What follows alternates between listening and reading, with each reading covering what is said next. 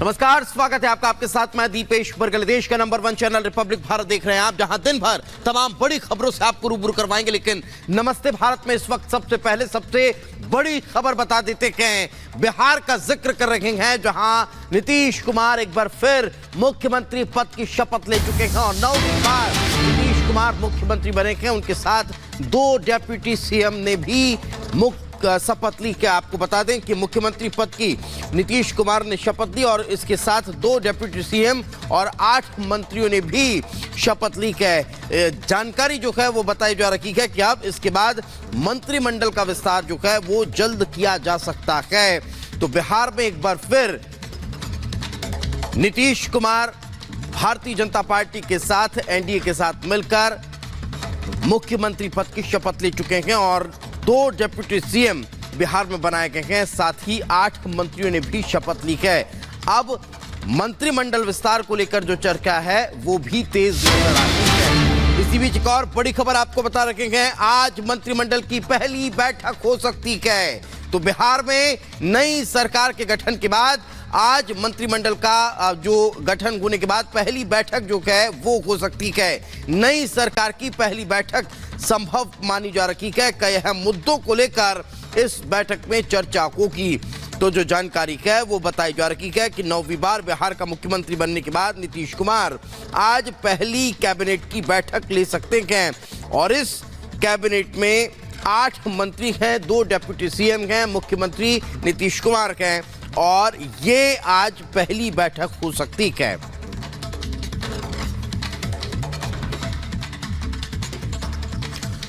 तो बिहार में 5वीं बार एनडीए की सरकार बन चुकी है। रविवार को मुख्यमंत्री पद की शपथ नीतीश कुमार ने ली, साथ में 2 डिप्टी सीएम और 8 मंत्री बनाए गए हैं। इसके बाद से इंडी गठबंधन में भी बौखलाहट नजर आ रही है। देखिए रिपोर्ट।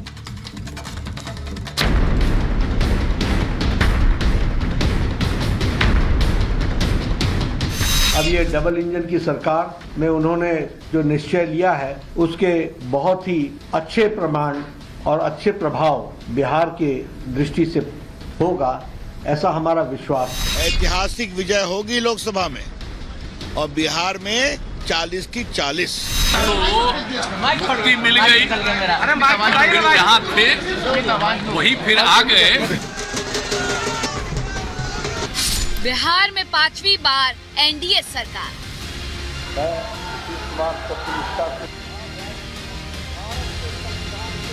बिहार में बहार है, सीएम नीतीश कुमार है। जी हाँ, एक बार फिर नीतीश कुमार ने मुख्यमंत्री पद की शपथ ली, लेकिन उनके साथी अलग नजर आए। कभी कुछ दिन पहले तक लालू और तेजस्वी के साथ नजर आने वाले नीतीश कुमार ने साथी तो बदल लिए, लेकिन बिहार की कमान खुद के पास ही रखी। पहले भी थे, अब बीच में कहीं गए और फिर इधर हमारी पार्टी के लोगों को ये लग रहा था तो ये तय हो गया और अब सब दिन के लिए हम लोग एक ही साथ रहेंगे जो शुरू से थे। नीतीश कुमार ने आरजेडी को छोड़ बीजेपी का दामन थाम लिया और 9वीं बार बिहार के सीएम बन गए। तो बीजेपी से 2 डिप्टी सीएम बनाए गए। इसके अलावा 6 और विधायकों ने मंत्री पद की शपथ ली।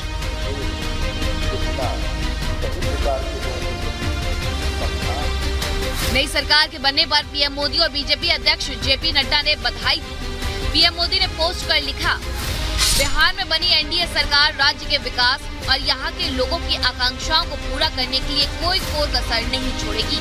नीतीश जी को मुख्यमंत्री और सम्राट चौधरी जी एवं विजय सिन्हा जी को उप मुख्यमंत्री पद की शपथ लेने पर मेरी बहुत बहुत बधाई। उज्जवल विकास के लिए और उज्जवल बिहार के लिए यह जो नई सरकार एनडीए की बनी है, मुझे पूरा विश्वास है कि ये एक उज्जवल बिहार को बढ़ाने में सक्षम रहेगी। लेकिन बिहार में आज कब क्या हुआ ये हम आपको बताते हैं। सुबह 10 बजे नीतीश कुमार ने जेडीयू विधायकों और सांसदों के साथ बैठक की। 11 बजे राजभवन रवाना हो गए तो बिहार में चल रही हर तरह की अटकलों पर मुहर लग गई। नीतीश कुमार ने राज्यपाल को अपना इस्तीफा सौंप दिया। इसके साथ ही बिहार में आरजेडी के साथ चल रही सरकार गिर गई। इस्तीफे के बाद बीजेपी ने बिहार में नई सरकार को समर्थन का औपचारिक ऐलान किया। सीएम आवास पर एनडीए विधायक दलों की बैठक हुई। बैठक में नीतीश कुमार एनडीए विधायक दल के नेता चुने गए। इसके बाद उन्होंने नई सरकार बनाने का दावा पेश किया, जिसे राज्यपाल ने स्वीकार कर लिया।